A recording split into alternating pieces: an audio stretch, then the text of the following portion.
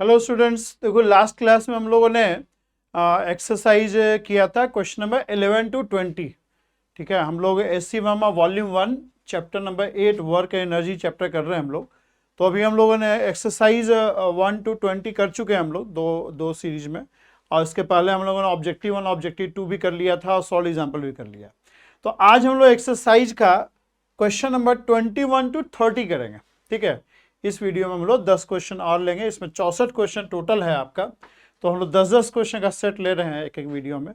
तो last class में मैंने 11 टू 20 कर लिया था, आज 21 टू 30 करेंगे। ठीक है, तो पहला क्वेश्चन देखते हैं हम लोग। देखिए क्या बोल रहा है। A projectile is fired from the top of a 40 metre high cliff with an initial speed of 50 metre per second at an unknown angle। ठीक है, find a speed when it hits the ground। when it hits the ground, देखो मान लो ये Cliff है, suppose ये पहाड़ है, पहाड़ का हिस्से को हम लोग क्लिफ बोलते हैं। और यहां से जो बंदा है प्रोजेक्टाइल को फायर कर रहा है। ठीक है, with velocity 50 metre per second. ठीक, ये क्लिफ का हाइट दे रखा है आपको, दैट इज 40 मीटर। ठीक, अब ये बोल रहा है क्वेश्चन कि ये जब ये प्रोजेक्टाइल लैंड करेगा ग्राउंड पे तो क्या वेलोसिटी होगा। जब प्रोजेक्टाइल ग्राउंड पे लैंड करेगा तो उस समय क्या वेलोसिटी होगा, ये पूछ रहा है आपसे। इसको थोड़ा स्ट्रेट ड्रा कर देते हैं, वाइट है, ऐसे ड्रा कर देते हैं। लेवल सरफेस है, थोड़ा सा ऊंचा नीचा हो गया है, मान के जो कि लेवल है ये। तो बोल रहा है कि यहां जब पहुंचेगा ये, when it reaches this point, when it falls over here, what will be the velocity, v dash क्या हो। ठीक है, या v लिख दो, क्या होगा, what will be v। ये मान लो आपका u है, u is the velocity of projection, u is the velocity of projection। जब यहां हिट करेगा तो उसमें क्या वेलोसिटी होगा वो आपसे पूछ रहा है। एनर्जी कंजर्वेशन लगा लेंगे, और मैकेनिकल एनर्जी ओवर हियर, इसको रेफरेंस मान लें, reference for measuring height, h equal to 0 ले लें इसको हम लोग। तो यहाँ पे h क्या हो जाएगा, h विल बी 40। तो यहाँ पे मैकेनिकल एनर्जी क्या बनेगा जी, mechanical energy will be mgh, mass दे रखा है, कट जाएगा, mgh plus half mu square. ठीक है, काइनेटिक एनर्जी भी है और पोटेंशियल एनर्जी भी है। जब यहां रीच करेगा तो it will be having only kinetic energy, it will lose all is potential energy, ये अपना सारा पोटेंशियल लूज कर जाएगा। ठीक है, ये हाइट h पे है, ये h को 0 लिया है हमने रेफरेंस यहाँ पे। अब यहाँ पे एनर्जी क्या आ जाएगा आपका, energy will be mgh is 0 and it will have only kinetic energy, सिर्फ काइनेटिक एनर्जी होगा। और कहीं भी कोई एनर्जी का डेसिपेशन नहीं है, कोई एयर फ्रिक्शन दे नहीं रखा है आपको, तो हम मान के चल रहे हैं कहीं कोई डेसिपेशन इन्वॉल्व नहीं है। तो जो भी मैकेनिकल एनर्जी यहाँ है वही मैकेनिकल एनर्जी यहाँ भी होगा। उस केस में क्या आ जाएगा, this is mechanical energy over here and finally और मैकेनिकल एनर्जी इज दिस। ठीक, हमें v निकालना है, u दे रखा है, h दे रखा है, मास कैंसिल हो जाएगा। ठीक है, तो वैल्यू पुट कर दीजिए, सारा आ जाएगा आंसर आपका v का। g क्या लोगे, कुछ नहीं दिया हुआ है तो 9.8 ले लो। ठीक है, h तुमको 40 दिया हुआ है, half u square, what is u, 50 metre per second, तो ये 2500 हो जाएगा। ठीक है, 1/2 v स्क्वायर। अगर 2 को उधर ले लें हम लोग तो ये आ जाएगा v square will be equal to 480 गुने 9.8, नहीं 80 गुने 9.8 प्लस 2500। ठीक है, ये v स्क्वायर हो जाएगा, तो अंडर रूट लेना पड़ेगा, कैलकुलेटर बच्चा लोग फेंक देता है। तो v का वैल्यू निकाल लेते हैं हम लोग। v का वैल्यू क्या आ जाएगा, ब्रैकेट में 80 गुने 9.8 प्लस 2500, 57.3 आ जाएगा। लास्ट विल बी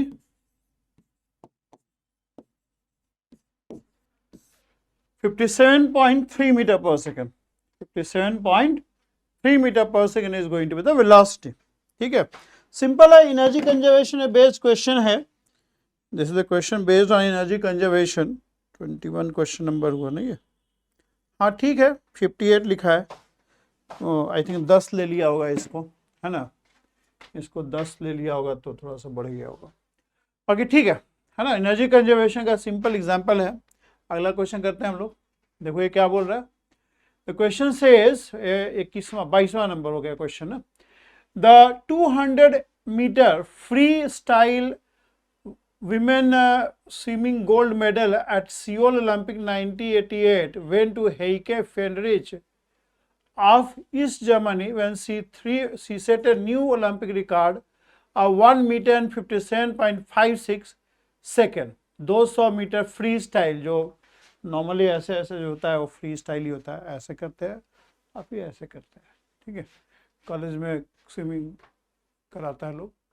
तो 200 मीटर का free style women swimming pool है, स्विमिंग कंपटीशन है, उसमें जो चैंपियन है Heike Friedrich, she made Olympic record of 1 metre 57.56 second.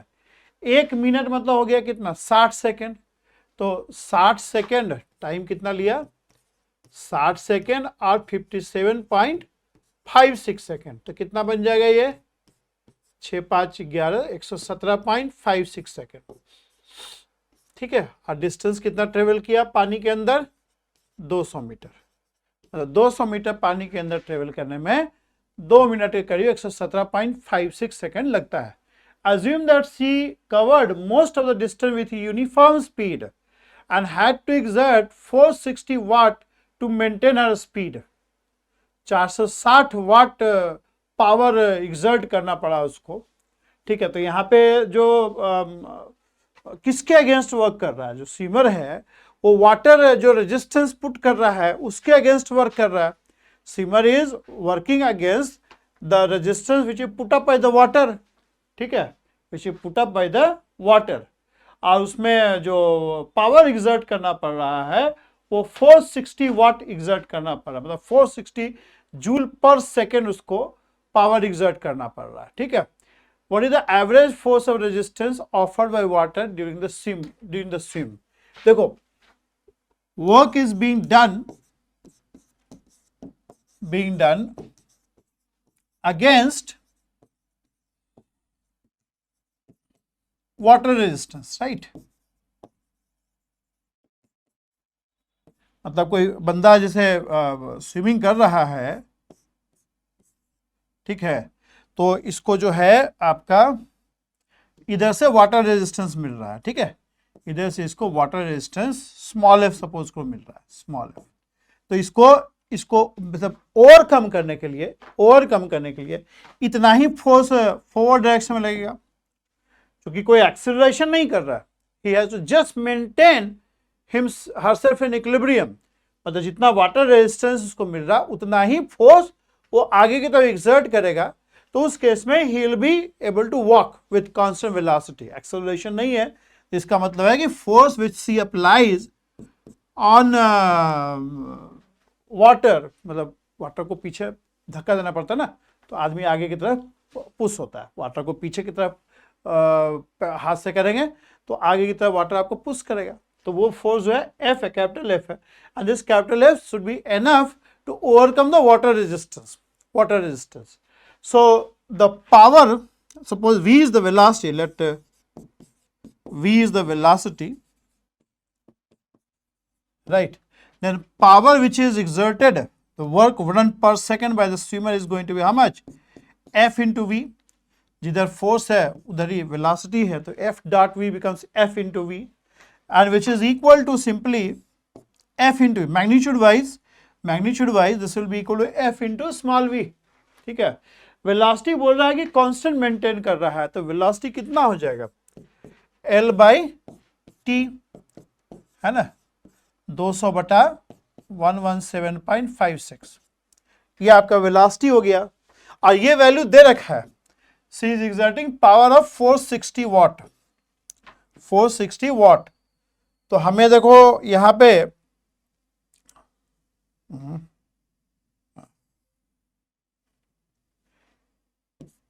Velocity पता है हम लोग को, so F will be what 460 by V and V is how much 200 बटा 117.56। ठीक है, ये निकाल लो आप, ये कट गया, ये पॉइंट हो जाएगा, ये 2.3 हो जाएगा। तो जो फोर्स एक्सर्ट करना पड़ेगा स्विमर को, मतलब जो वाटर रेजिस्टेंस जितना है उतना ही फोर्स एक्सर्ट करेगा, कि कौन से वेलोसिटी से मूव कर रहा है, 117.56 गुने 2.3, 270.388 न्यूटन, यही वाटर रेजिस्टेंस होगा। और इतना ही स्विमर जो है फोर्स एक्सर्ट करेगा so as to overcome the water resistance and move forward. और इक्विलिब्रियम का केस ले रहे हैं क्योंकि क्वेश्चन में लिखा हुआ है कि यूनिफॉर्म वेलोसिटी मेंटेन कर रहा है, तो यही एवरेज फोर्स ऑफ रेजिस्टेंस होगा 270 न्यूटन। 270 न्यूटन जो है आपका एवरेज रेजिस्टेंस हो जाएगा। Average resistance would be 270 Newton. Yes, ठीक है, बढ़िया, 270 न्यूटन आपका आ जाएगा। तो क्लियर है ना, क्लियर है ये तो। Okay, let's go ahead. तो बहुत लंबा चौड़ा क्वेश्चन दे रखा है, देखो क्या बोल रहा है। The US athlete Florence Griffith Joyner won the 100 metre sprint. Sprint मतलब छोटा डिस्टेंस का जो दौड़ होता है उसको स्प्रिंट बोलते हैं, मतलब बहुत तेजी से लोग दौड़ता है, कम देर दूरी का होता है। 100 मीटर को स्प्रिंट बोला जाता है। दौड़ मतलब दौड़, तेज दौड़, दौड़ ऑफकोर्स तेज रहेगा तभी जीतेगा। 100 metre sprint gold medal at Seoul Olympic 1988, setting a new Olympic record of 10.54 second. मतलब इतना डिस्टेंस ट्रेवल किया बंदा,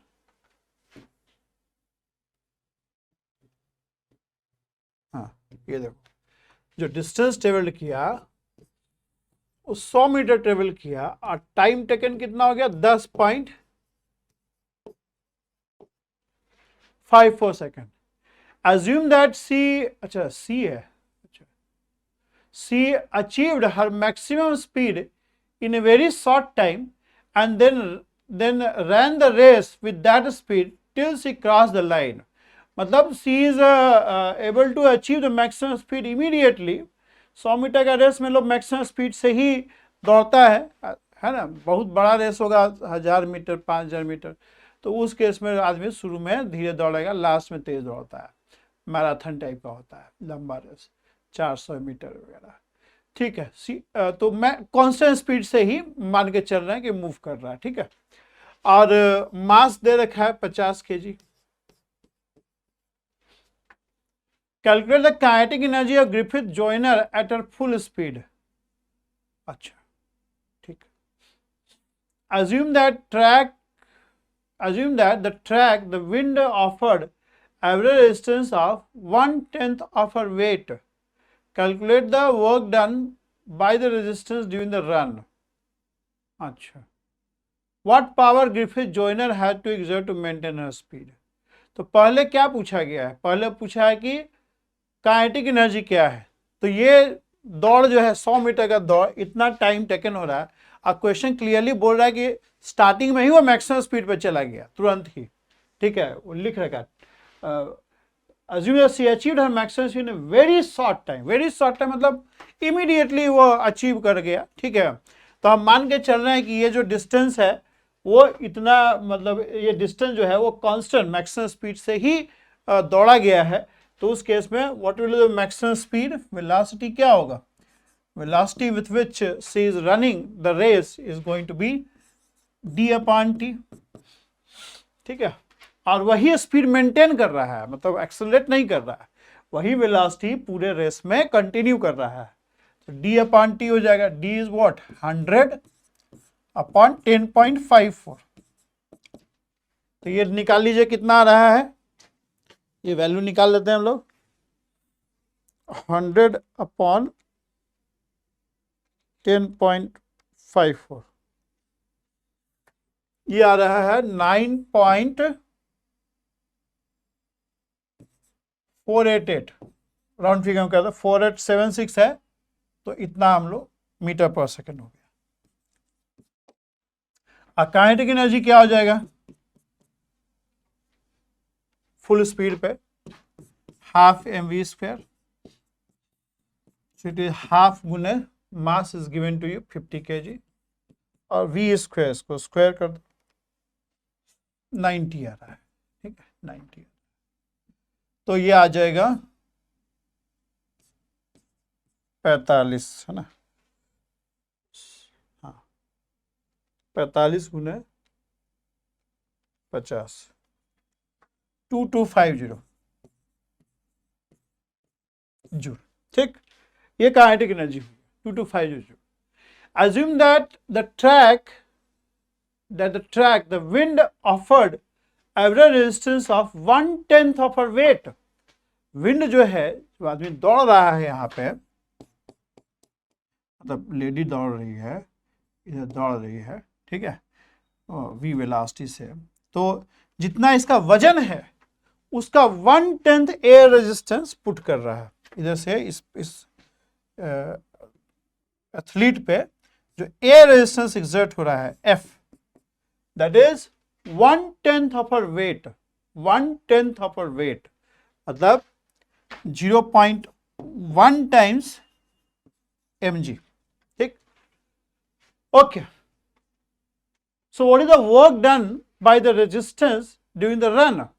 तो ये जो रेजिस्टिव फोर्स लग रहा है, आदमी जो डिस्प्लेसमेंट है वो इस डायरेक्शन में है, वेलोसिटी इस डायरेक्शन में, डिस्प्लेसमेंट भी इसी डायरेक्शन में है, तो आप देखिए जो रेजिस्टिव फोर्स है वो डिस्प्लेसमेंट के ऑपोजिट है। यूजुअली ऐसा ही होता है, रेजिस्टिव फोर्स हमेशा वेलोसिटी के ऑपोजिट होगा। So work done by this resistive force is going to be negative, work done by resistive force is going to be negative, work done by resistive force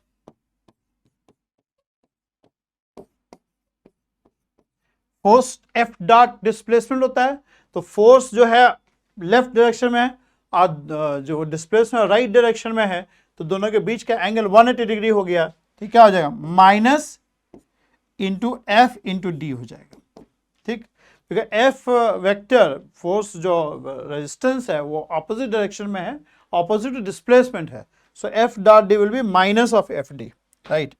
so this is going to be 0.1 गुना mass, mass is how much 50 kg गुने 9.8 और गुने 100 metre,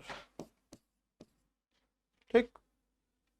तो एक तरह से कितना हो गया ये 9.8 गुने 5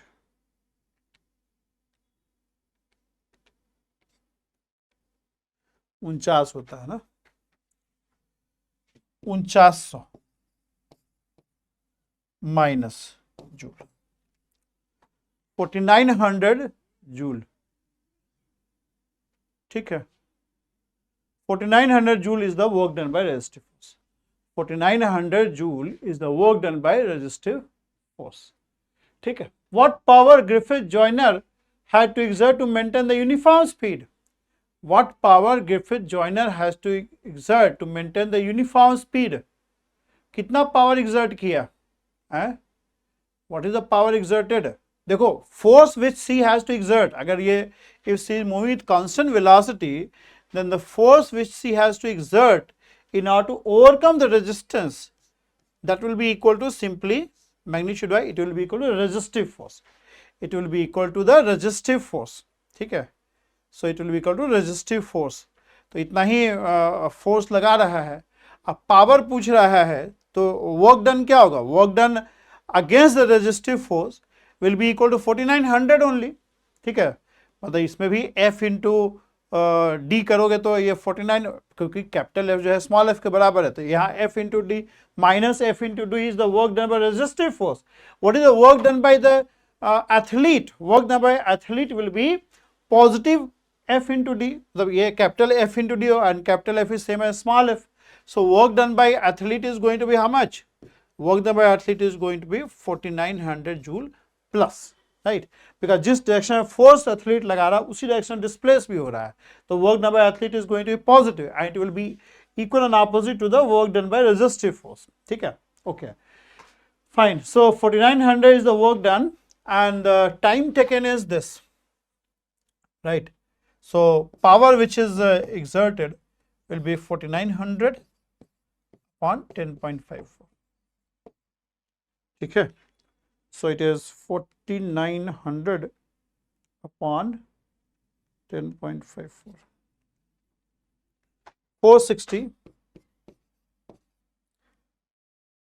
4.896 है ना, 465 हो गया एक तरह से, 465 हो गया जैसे 465 हो गया। ठीक है, आंसर मैच कर लें 2250। हाँ ठीक है, बढ़िया, गुड गुड, ठीक है आंसर। आगे चलें,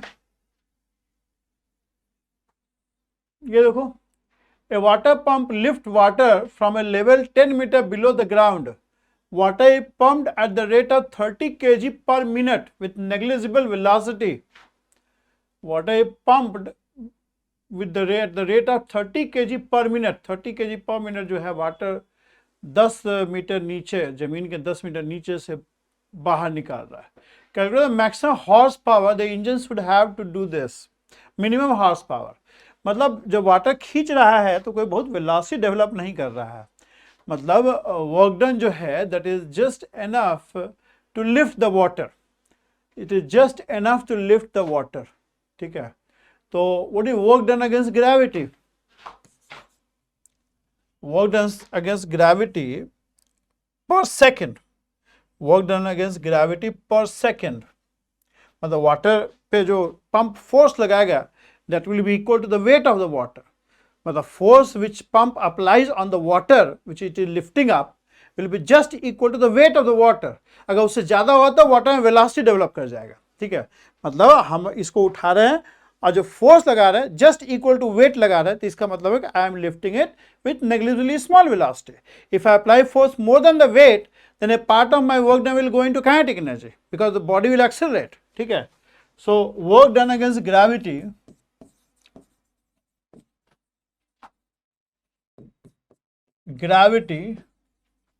per second means power required, तो एक सेकेंड में कितना वाटर लिफ्ट करना है? 30 kg एक मिनट में है, 60 सेकेंड में, तो पर सेकेंड कितना? 30/60 will be the weight of mass of water which will be lifted per second, 0.5 kg, 0.5 kg, तो 0.5 kg एक सेकेंड में लिफ्ट हो रहा है।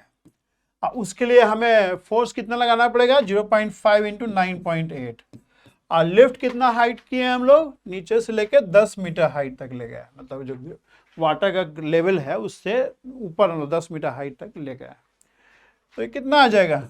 9.8 गुने 5, 49 वाट work done against gravity per second. 49 वाट का हम लोग को वो चाहिए, मोटर चाहिए, 49 वाट। ठीक है ना? यस, 49 वाट मतलब 746 एक हॉर्स पावर 746 वाट होता है, एक हॉर्स पावर में 746 वाट होता है, 750 लोग लेता है यूजुअली, तो कितना हो जाएगा? 49 भागा 746, 0. ठीक है ना जी? हाँ हाँ, 0.065 HP। इतना कम HP का मोटर थोड़ी मिलेगा उसको, मार्केट में तो 0.5 HP का मिलता है।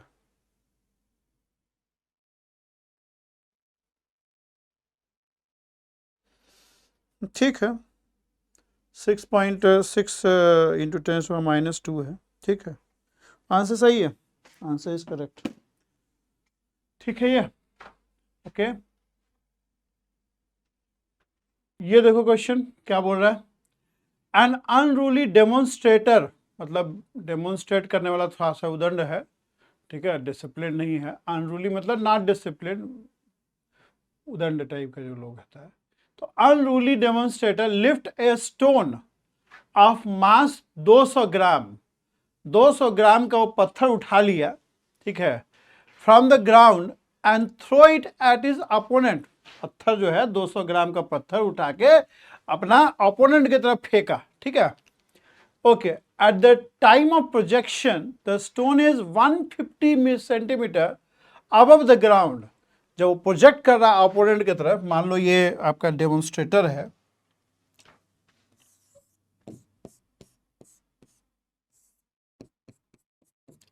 और स्टोन जो है उठा लिया है और स्टोन को यहां से फेंक रहा है, ठीक है। और उस समय इसका हाइट जो है ना 150 सेंटीमीटर मतलब 1.5 मीटर है, ठीक। आदमी का हाइट होता है मतलब इतना बराबर, मेरा हाइट 5 फुट 11 इंच है, तो ठीक है। 150 centimetre above the ground and has a speed of 3 metre per second. जो इसको थ्रो किया है तो इसका स्पीड जो है वो 3 मीटर पर सेकेंड है, ठीक है, height. Calculate the work done by the demonstrator during this process, ठीक। If it takes 1 second for demonstrator to lift the stone and throw, what horse power does he use. Horse power power, power का unit है। तो कितना work done किया है भाई, देखो एक तो यहां पे था, इसको मान लो H = 0 रेफरेंस मान लेते हैं, पोटेंशियल 0 है, तो पहले तो इसको लिफ्ट किया, ठीक है। अब मान लो कि जस्ट लिफ्ट कर रहा है, कोई ज्यादा वेलोसिटी नहीं डेवलप कर रहा है लिफ्टिंग के समय, तो यहां तक लाने में तो वो mgh इतना वर्क किया, ठीक है, mgh के बराबर वर्क किया। mgh यहां तक लाने में मतलब लिफ्ट कर रहे हैं, यहां तक लाने में mgh वर्क किया। अब फिर के प्रोवाइड कर रहा है तो उतना वर्क और कर रहा है ना। मतलब आपका जो वर्क, पहले तो जो वर्क डन बाय जो डेमोन्स्ट्रेटर था, ग्राउंड से स्टोन को लिफ्ट किया, लिफ्ट करने में वो जो वेट के बराबर फोर्स लगाया, mg फोर्स लगाया, ऑफ कोर्स mg इसका ग्रेविटी फोर्स लगा रहा है नीचे के डायरेक्शन में स्टोन पे, तो उतना ही फोर्स डेमोन्स्ट्रेटर ऊपर के डायरेक्शन में लगाएगा, ठीक है। और जिस डायरेक्शन में लगाएगा उसी डायरेक्शन में वो मूव भी कर रहा है। सो work done bye demonstrator on the stone will be positive because he will B apply. ये मान लो ये ऐसे है, इस पर ग्रेविटी mg के बराबर फोर्स लगा रहा है, अगर इसको हमको लिफ्ट करना है तो mg के बराबर उल्टे डायरेक्शन में ऊपर के डायरेक्शन में फोर्स लगाएंगे, और चूंकि हम लिफ्ट कर रहे हैं तो जिस डायरेक्शन में फोर्स लगा रहा है उसी डायरेक्शन में डिस्प्लेसमेंट है, तो work done by the demonstrator will be positive. पहले तो यहां से यहां तक लाने में वर्क किया and that will be equal to how much, mgh। अब फिर देखो के जब प्रोवाइड करते हैं तो उतना वर्क और करते हैं हम लोग, फिर उसके बाद हम लोग के दे रहे हैं तो उतना वर्क और हो जाएगा, ठीक है। What ever work is being done by the demonstrator that will appear the mechanical energy of the stone. A part of mechanical energy is potential energy, another part is kinetic energy। जितना energy poses कर रहा है stone वो कहाँ से आया है, वो जो डेमोन्स्ट्रेटर है वो वर्क किया है, ठीक है। और जो भी वर्क किया है उतना अमाउंट उसके बॉडी से सब्ट्रैक्ट कर गया, और वो कहाँ अपीयर हो रहा है, as the mechanical energy of the stone which is partly gravitational and partly kinetic, ठीक है। तो ये कैलकुलेट कर लो आप, 0.2 गुने 9.8 into 1.5 metre plus half into 0.2, 200 gram है ना। अब वेलोसिटी कितना दे रहे हैं हम लोग, 3, तो 3 3 9 हो गया, ठीक है, 3 3 9 हो गया। तो ये आपका 15 गुने 2 3 0.3 हो गया ना, तो सर 1.5 इंटू 0.2 0.3, और 0.3 को गुना कर दिया इससे तो 3 8 24 और 3 27 2 29, 2.94 हो गया, ठीक। 0.3 को 9.8 से गुना कर दिया, 2.94 हो गया। और ये कितना आ गया भाई, 0.1, ये हो गया 0.9। तो एक तरह से हो गया ये 4 9 9 18 और 3.84 joule. So work done by demonstrator is 3.84 joule. Positive work, of course. Work done by demonstrator is 3.84 joule. Throw करने में वर्क करना पड़ता है, आप ऐसे ले जाते हैं, फिर इस पर फोर्स लगा के कुछ दूर तक आप ट्रेवल करते हो, उसके बाद छोड़ते हैं ना आप, ऐसे करके यहाँ से थोड़ी छोड़ दो, यहाँ से छोड़ दो तो जाएगा ही नहीं, यहाँ से ले आते हैं और यहाँ तक ले आते हैं, फिर छोड़ देते हैं हम लोग। तो जो फोर्स लगाया हमने और जो डिस्प्लेस किया वो वर्क डन हो गया। जिस डायरेक्शन में डिस्प्लेस किया उसी डायरेक्शन में हमने फोर्स लगाया। जैसे इसको फेंकना है तो क्या करेंगे, ऐसे लेके जाएंगे और यहाँ से डिस्प्लेस करेंगे, फिर छोड़ेंगे हम लोग, ठीक है। तो जितना आप वर्क कर रहे हैं, फोर्स लगा रहे हो, जितना डिस्प्लेसमेंट हुआ वो work done bye you on the stone हो गया, और वो किस फॉर्म में अपीयर हो गया, के के फॉर्म में अपीयर हो गया, ठीक है। So 3.8 joule is the work done by the demonstrator during this process. Now the tail piece of the question is, if it takes 1 second for the demonstrator to lift the stone and throw, what horsepower he uses? Power is work done by time taken. So work done is 3.84 joule and time taken is 1 second. So in a way you are doing 3.84 watt. 3.84 watt. And in terms of horsepower, you have to divide by 746. Then you will get power in terms of horsepower. 1 horsepower is 746 watt. 3.84 upon 746. So this comes out to be 5.15 into 10 to the power minus 3 HP, right? 5.15 into 10 to the power, yes, ठीक है, 1.4 something था, हमने 1.5 कर दिया था, ठीक है। बाकी ठीक है, इजी क्वेश्चन है। और क्या लिखा है, in a factory it is desire to lift 2000 kg of metal through a distance of 12 meter in 1 minute. Find the minimum horsepower of the engine to be used.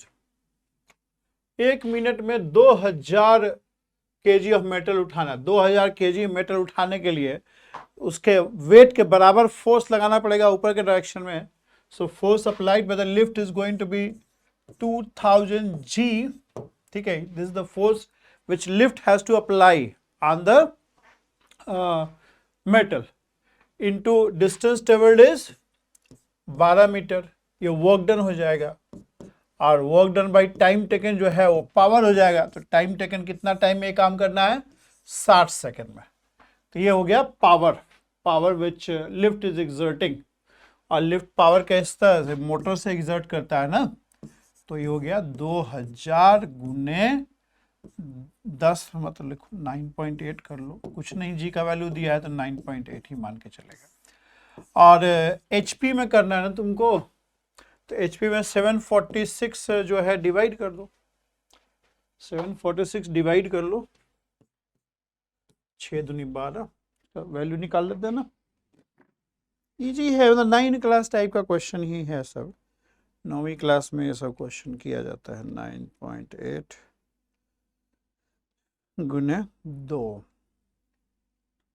भागा 746।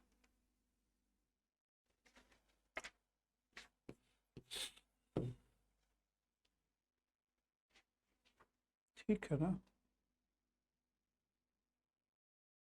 या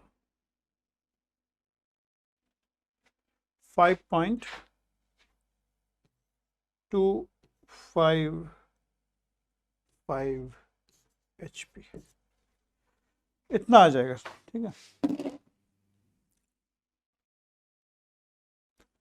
5.3 HP ले रहा है, ये वैल्यू क्या ले रहा है, एक बार हमको नेट पे चेक करने दो। 1 HP में कितना वाट होता है, ये सब कभी जरूरत पड़ता नहीं है हमको। गूगल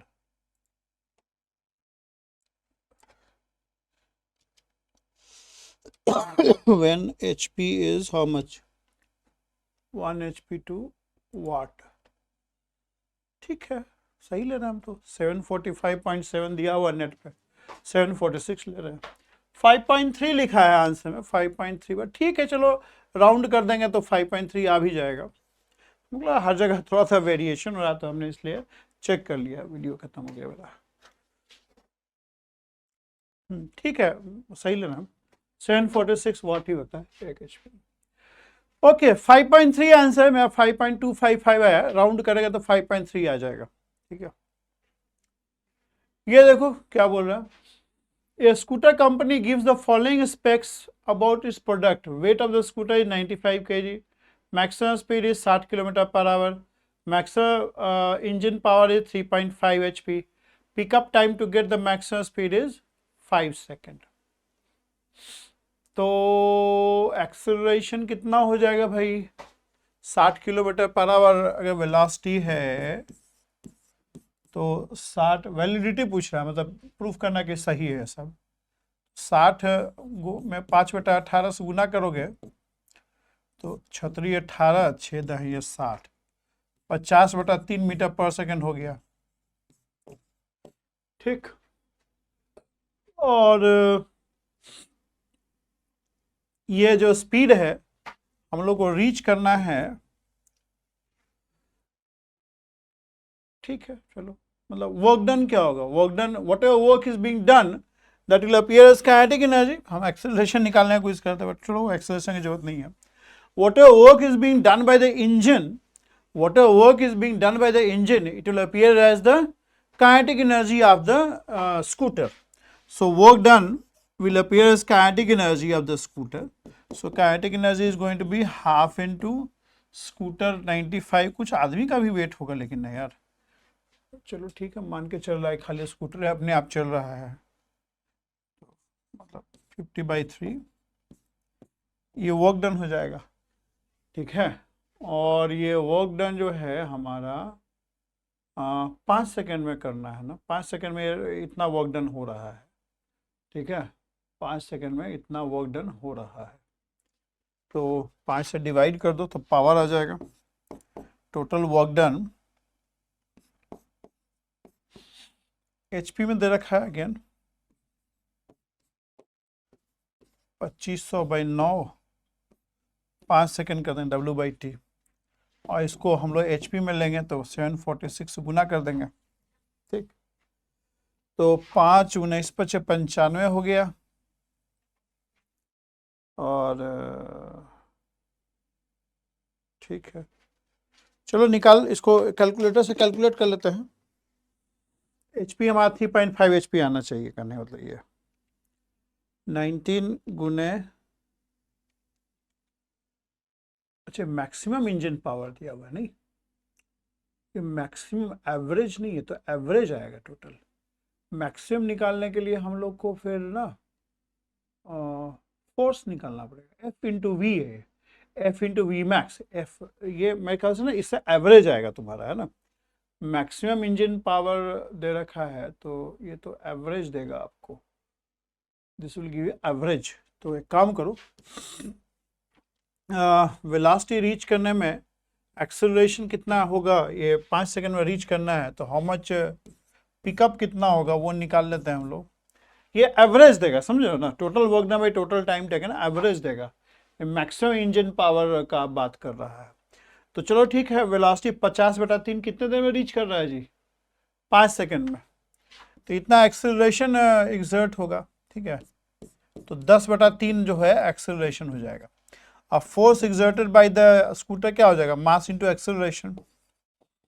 ठीक है, मास स्कूटर का दे रखा है 95 × 10/3, 950/3 न्यूटन फोर्स एक्सर्ट हो गया। और जो मैक्सिमम पी मैक्स क्या हो जाएगा? P max is going to be force into v max, F into v होता है ना। ठीक है, तो फोर्स आपका 950/3 हो गया। अब वी मैक्स कितना हो गया?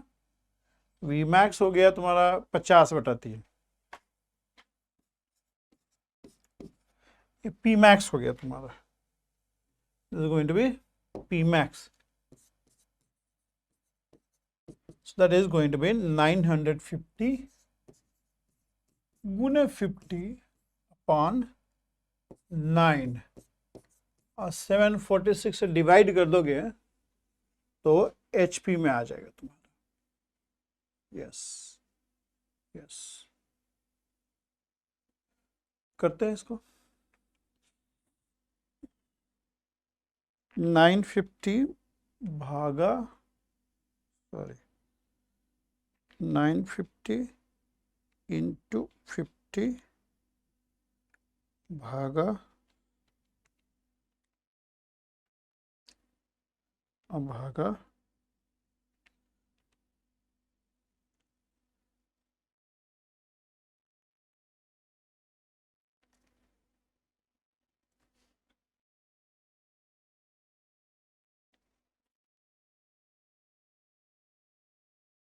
7 HP आता है जी।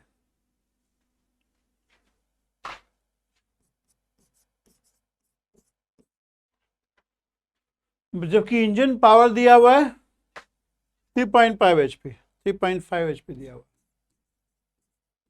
तो ये तो गलत दिया हुआ है ना, दैट इज गिवन, तो it is not valid, it is wrong, गलत है। हाँ, ओवर क्लेम, ठीक है, सिम्पली ओवर क्लेम, मतलब 3.5 HP का मोटर है और तुम कह रहे हो कि 5 सेकंड में हम रीच कर जाएंगे 60 किलोमीटर पर आवर, तो ये पिकअप का जो वैल्यू है ना, ओवर क्लेम कर रखा है कि जो पिकअप बताया है कि 5 सेकंड में सीधे हम 60 किलोमीटर पर आवर, क्योंकि रिक्वायर्ड जो है 7 HP है और दिया हुआ है तुम्हारा इंजन जो लगा हुआ है 3.5 HP का ही इंजन लगा हुआ है, और तुम बोल रहे हो बड़का बड़का बात कि भाई 60 किलोमीटर पर आवर रीच कर जाएंगे 5 सेकंड में, तो ये ओवर क्लेम्ड है, यही बोल रहा है, ओवर क्लेम्ड है, तो ज़्यादा आप क्लेम कर रहे हैं कि नहीं। HP देखो आदमी लोग नहीं समझता है, लेकिन ये सब समझता है, तो ये जो तुम्हारा क्लेम है वो ज़्यादा है, मतलब इतना नहीं हो पाएगा तुमसे, है ना, ओवर क्लेम्ड, ठीक बोल रहा है। ये जो है तुमको एवरेज देता है, समझ लो ना, इसलिए यहाँ रुक गए हम, ये ना एवरेज देता, total work day by total time निकालते हैं ना, तो ये आपको एवरेज वैल्यू देता, तो इसलिए ये नहीं करना था, ये करना था।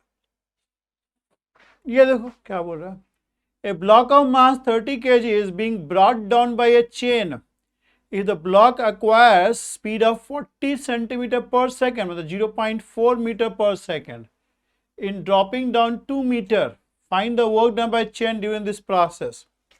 देखो कभी आप लोग घर में सामान शिफ्टिंग विफ्टिंग किए हो घर, वो ना चेन से धीरे धीरे धीरे धीरे सामान से कई मान लो तला बिल्डिंग है, ठीक है, 3rd फ्लोर 2nd फ्लोर से उतारेगा ना, तो सीढ़ी से तो उतरता नहीं, सकरा होता है, अलमारी बड़ा होता है, बेड बड़ा होता है, कई बार नहीं उतरता, चढ़ता भी चेन से है, उतरता भी चेन से ही है, तो क्या करेगा ना, मूवर पैकर वाला चेन से पहले उसको बांधेगा, जैसे मान लो 2nd फ्लोर से बेड को उतारना है तो 3rd फ्लोर पे चेन लगाएगा, ठीक है, और चेन से बेड को बांधेगा, बालकोनी से निकालेगा, बालकोनी से उसको लटका देगा, ठीक है, और चेन को धीरे धीरे धीरे धीरे छोड़ेगा और वो बेड जो है नीचे की तरफ मूव करता है। बात समझ में आ रहा है आपको, जैसे सीढ़ी सकरा होता है शहर में, ठीक है, तो आगे से ही चढ़ता है बालकोनी से ही उतरता है, तो प्रोसेस हम बता रहे हैं कि 2nd फ्लोर से उतारना तो 3rd फ्लोर पर चेन पुली लगाएगा, और चेन जो है बेड को बालकोनी से चेन के थ्रू लटका देगा और धीरे धीरे चेन छोड़ेगा और वो बेड जो है नीचे की तरफ आएगा, ठीक है, कुछ इस टाइप का चीज है। तो आपको ब्लॉक दिया हुआ है 30 kg का, और ऊपर जो है ना चेन लगा हुआ है, ठीक है, अब ठीक है, अब क्या बोल रहा है कि इसको जो है 2 मीटर जब फॉल कर रहा है तो इसका स्पीड हो गया 0.4 मीटर पर सेकेंड, और कितना फॉल किया, 2 metre.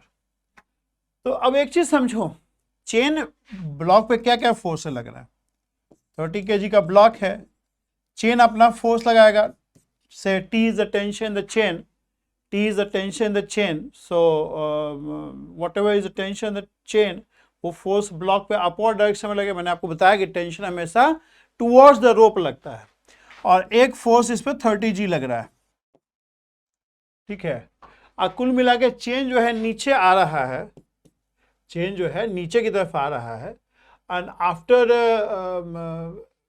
Falling by 2 metre, after falling by 2 meter, it has acquired speed of 0.4 metre per second.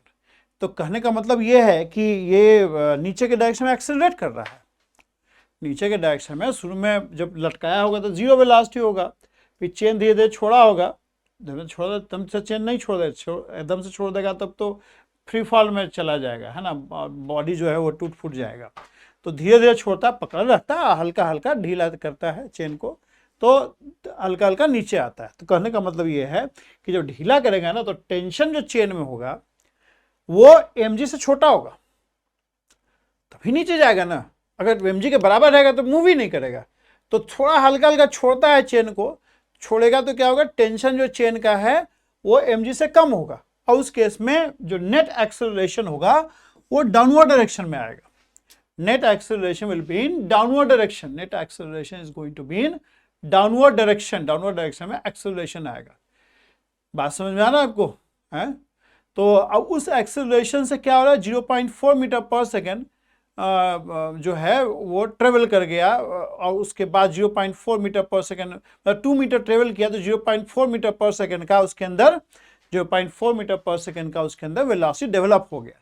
तो एक्सेलरेशन क्या हो जाएगा जी? Acceleration is going to be v square upon 2s, मतलब initially u is 0 and v is 0.4 and the time distance travel is 0.4 metre per second, ठीक है, sorry 2 metre.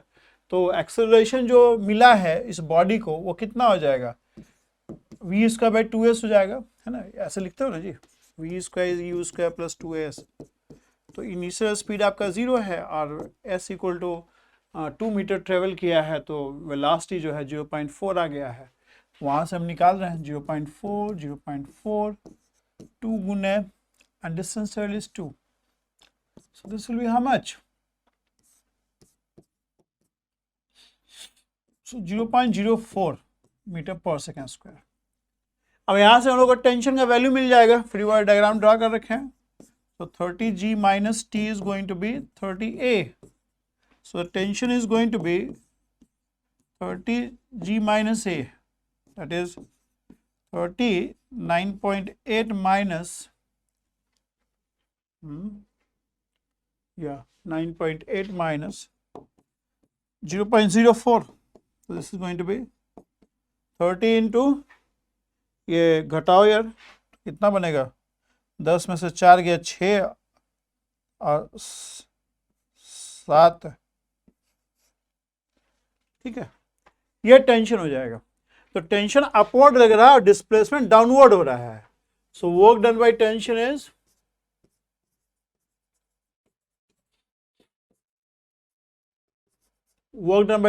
going to be T dot displacement, and tension is in upward direction, displacement is in downward direction, so it is going to be tension into displacement, and this is going to be how much? Is going to be simply tension is 30 into 9.76 and displacement is how much? 2 metre. क्या आ जाएगा, calculate कर ले।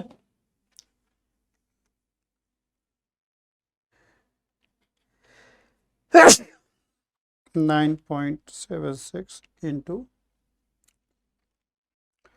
585.6, 585.6 answer match कर लेते हैं।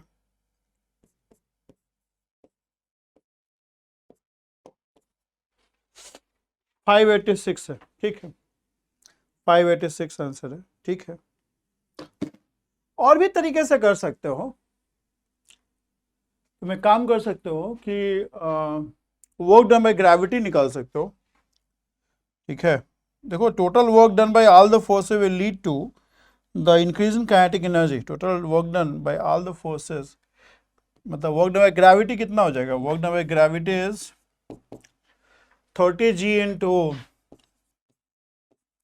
30g force लग रहा है डाउनवर्ड डायरेक्शन में, और डिस्प्लेसमेंट भी डाउनवर्ड डायरेक्शन में है, तो F dot D is F into D, 2 हो जाएगा ना।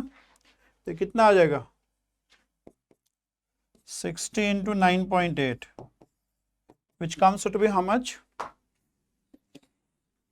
Work done by gravity is positive, क्योंकि ग्रेविटी नीचे लग रहा है, डिस्प्लेसमेंट नीचे ही है, ठीक है। तो it is 60 into 9.8, 588 joule. Work done by tension नहीं पता हमको, but we know this thing, work done by gravity plus work done by tension is going to be delta Ke. Initial kinetic energy is 0 and the final kinetic energy is half. Mass is how much? 30 kg and velocity is 0.4 meter per second. तो 0.4 का square करो 0.16 हो जाएगा, 0.08 हो गया। तो ये आ जाएगा आपका कितना, 3×8=24 है ना,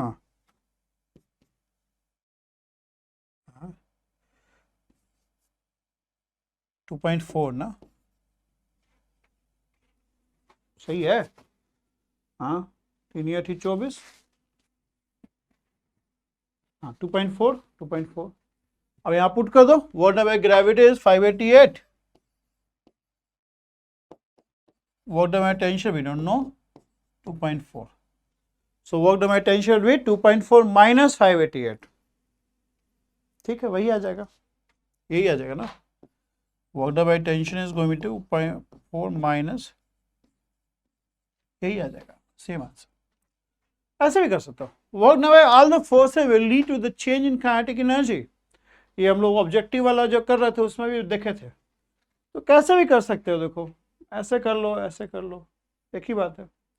आप work done by all the forces लिखो and the net work done will be equal to change in kinetic energy. If work done by all the forces will add up to be positive, that means K is increasing. If work done by all the forces add up to be negative, then that means K is falling.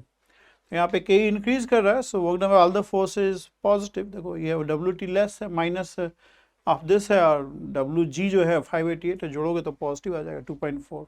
2.4 joule is the net work done by all the forces and that is appearing as kinetic energy, ठीक है, okay, ठीक है। तो सोचिएगा इस पे जो हम बता रहे हैं आपको, ठीक है। ये देखो क्या लिखा, the heavier block in the Atwood machine has a mass twice that of lighter one, ठीक है। The tension in the string is 16 Newton when the system is set into motion, बढ़िया बात है। Find the decrease in gravitational potential energy during the first second after the system released from rest. Atwood machine ये होता है,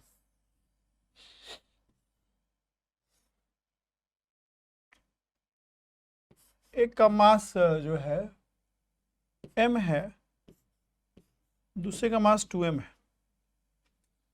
ठीक है। तो पहले तो एक्सेलरेशन वगैरह निकाल लो चाहो तो, फ्री बॉडी डायग्राम ड्रॉ, ऐसा तो याद भी होगा आप लोग को, एक्सेलरेशन बड़ा फेमस होता है, बच्चों नहीं याद है तो निकाल भी सकते हैं हम लोग। ये ग्रेविटेशनल फोर्स हो गया, weight always in downward direction, T is the tension, so suppose a is the acceleration in this direction, a with the acceleration in this direction over here, so net force in downward direction over here is, सब किए हैं हम लोग बहुत अच्छे से। यहाँ पे एक्सेलरेशन अपवर्ड है, so net force in upward direction is going to be this,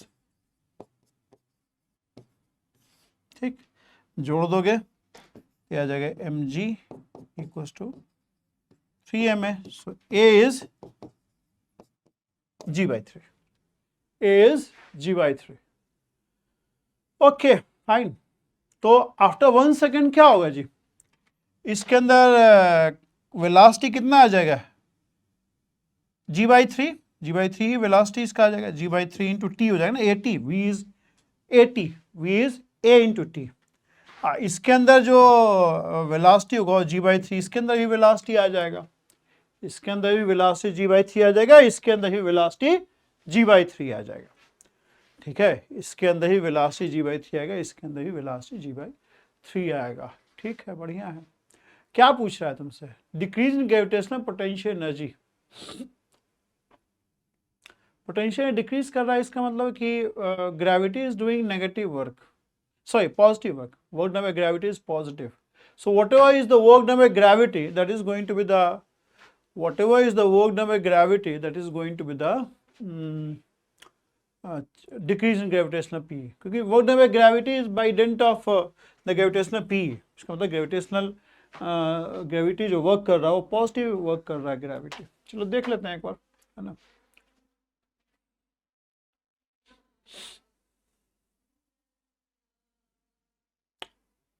ठीक,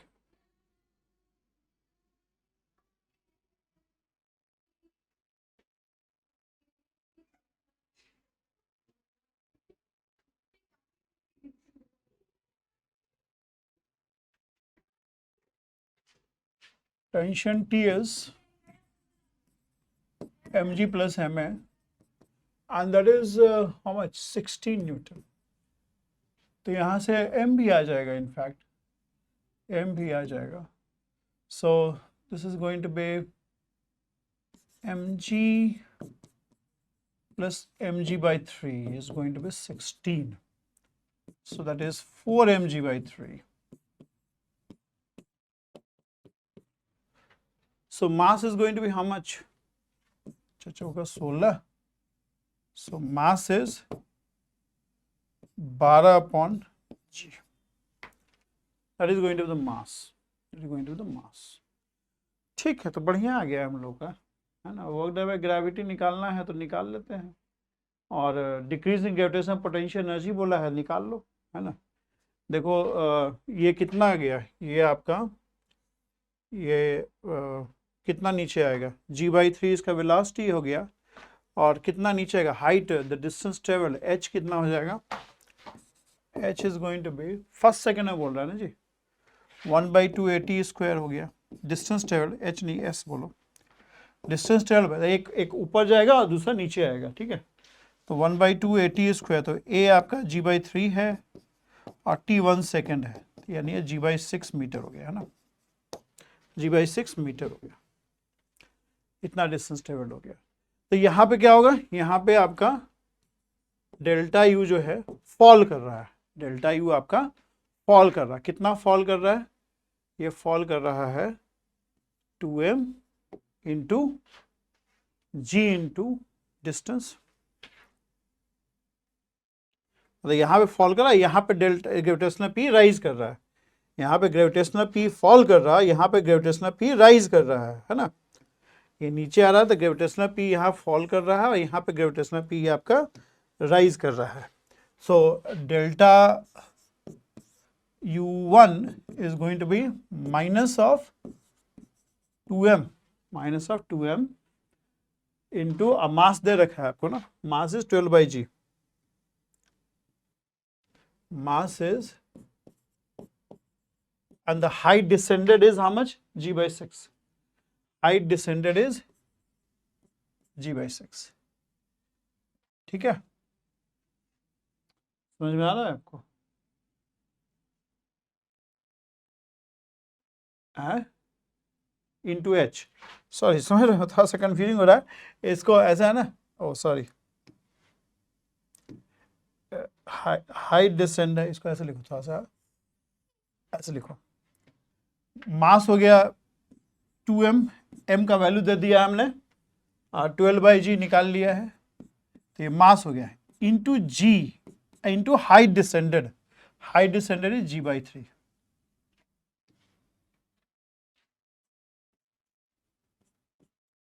जी कट गया, तो कितना आ जाएगा तुम्हारा, 3 चौके 12, तो -8g, ये डेल्टा U1 हो गया। अब यहाँ से हम लोग डेल्टा U2 निकालना है, यहाँ पे जो है ग्रेविटेशनल पी जो है आपका बढ़ रहा है, बढ़ कितना रहा है, m is here we have found 12/g into g into ऊपर कितना जाएगा, जितना ये नीचे आएगा उतना ये ऊपर जाएगा, ठीक है, जितना ये नीचे आएगा सॉरी ये g/6 था यार, सॉरी g/6 था, 2m इंटू जी इंटू एच, तो 6 दूनी 12, ये 4 हो जाएगा, और हाइट ये ऊपर कितना जाएगा, g/6 के ऊपर बराबर ऊपर जाएगा, जी कट गया, 2g। So net gravitational P, change in gravitational P is going to be delta U1 plus delta U2, and delta U1 is how much, -4g and here it is 2g, so it is going to be minus of 2g, minus of 2g. That is the change in gravitational P. So falling gravitational P is going to be 2g. Changing gravitational P is minus 2g. चूंकि ये minus है इसका मतलब fall कर रहा है. So the change in gravitational, sorry, the fall in gravitational P is going to be 2g. Fall लिखोगे तो 2g बोलोगे, और चेंज बोलोगे माइनस 2g बोलोगे. अगर चेंज बोलोगे तो माइनस 2g बोलोगे, ठीक है, 19.6 आंसर है. और फॉल बोलोगे तो फिर 2g बोलोगे, ठीक है. फॉल बोलोगे तो 2g बोलोगे. और भी दूसरे तरीके से निकाल सकते हो, तुम ऐसे भी निकाल सकते हो, work done by gravity plus work done by tension equals to the change in kinetic energy. समझ रहे हो? आप चाहो तो ऐसे भी निकाल सकते हो. g/6 तुमने निकाल लिया ना, g/6 तुमने निकाल लिया.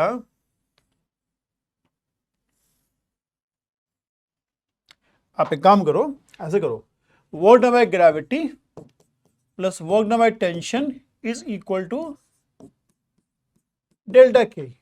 ऐसे भी निकाल सकते हो आप चाहो तो, ठीक है. वर्क डन बाय ग्रेविटी निकालना है तुमको, जो वर्क डन बाय ग्रेविटी होगा वही फॉल इन पोटेंशियल एनर्जी होगा. Work done by gravity positive होगा तो पोटेंशियल फॉल करेगा, क्योंकि ग्रेविटी जो भी वर्क करता है, ग्रेविटी जो भी वर्क करता है वो पोटेंशियल एनर्जी की वजह से करता है, पोटेंशियल उसमें कंज्यूम हो जाता है, ठीक है. ये work done by gravity is positive. Work done by tension जब निकालोगे तो थोड़ा सा ध्यान रखना, टेंशन यहाँ इस डायरेक्शन में है, मोशन भी इसी डायरेक्शन में, तो यहाँ work done by tension positive होगा, लेकिन यहाँ पे टेंशन इस डायरेक्शन में और मोशन इधर है, तो यहाँ पे work done by tension negative होगा. वर्क डन बाय टेंशन यहाँ पॉजिटिव होगा, यहाँ work done by tension negative होगा. बात समझ में आ रहा है आपको? यहाँ पे टेंशन देखो कितना है, टेंशन 16 है, तो 16 इंटू मूव कितना किया है, g/6 मूव किया है, तो ये वर्क डन बाय टेंशन यहाँ पे ये हो जाएगा. और यही वर्क डन बाय टेंशन यहाँ लिखोगे तो यहाँ work done by tension negative हो जाएगा, यहाँ work done by tension negative हो जाएगा. ये हो गया वर्क डन बाय टेंशन इस जगह पे, और यहाँ पे वर्क डन बाय टेंशन जो हो जाएगा वो -16 इंटू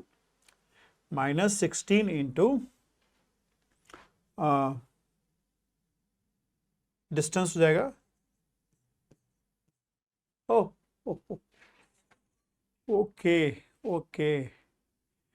मतलब work done by tension is 0, right. मतलब यहाँ पे टेंशन ऊपर है और डिस्प्लेसमेंट भी ऊपर है, डिस्प्लेसमेंट सेम है, टेंशन भी सेम है दोनों जगह. So work done by tension is 0. So what you can do here is, don't have to waste so much of time.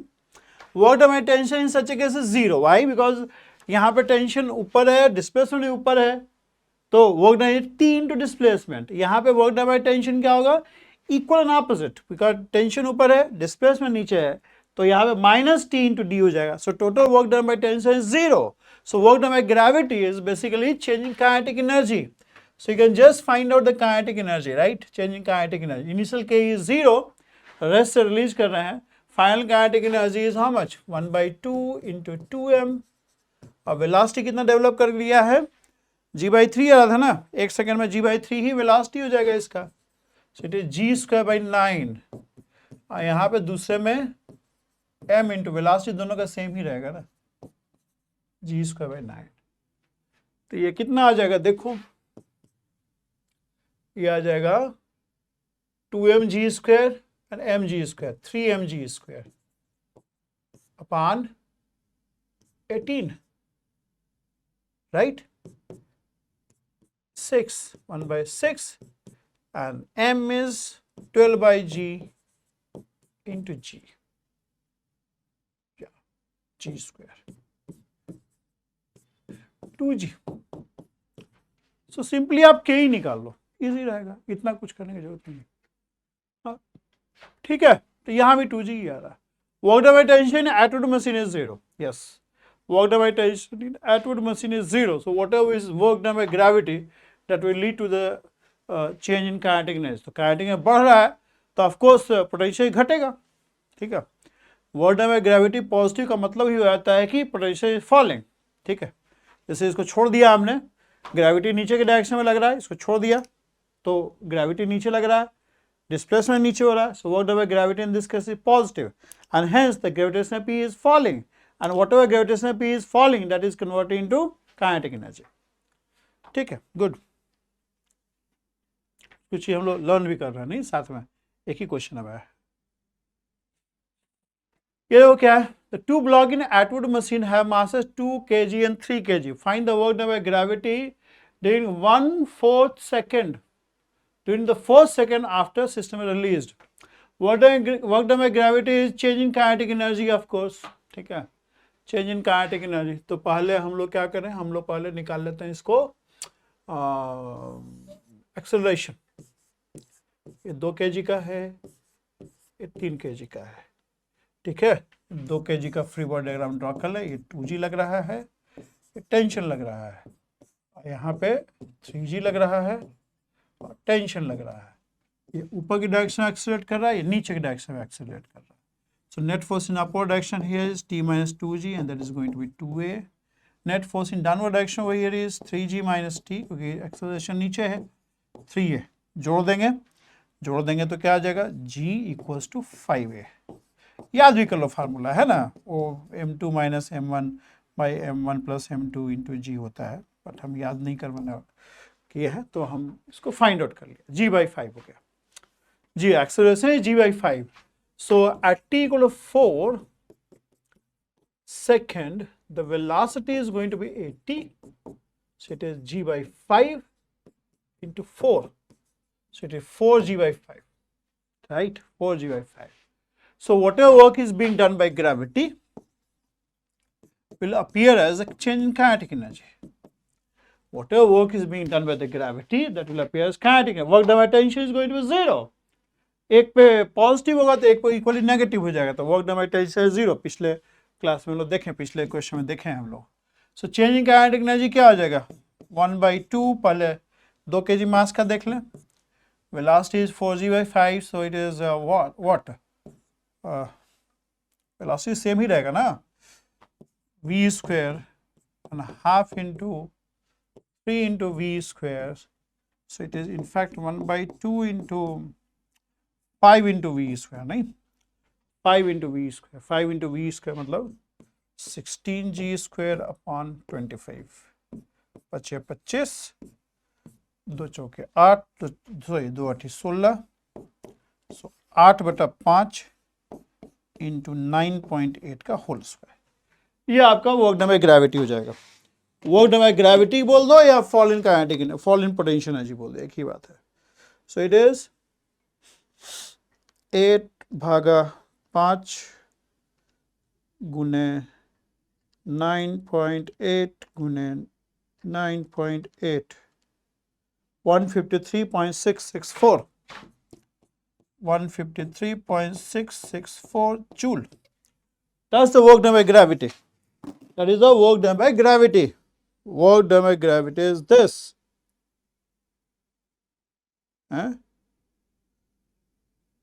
नहीं, एरर आ गया,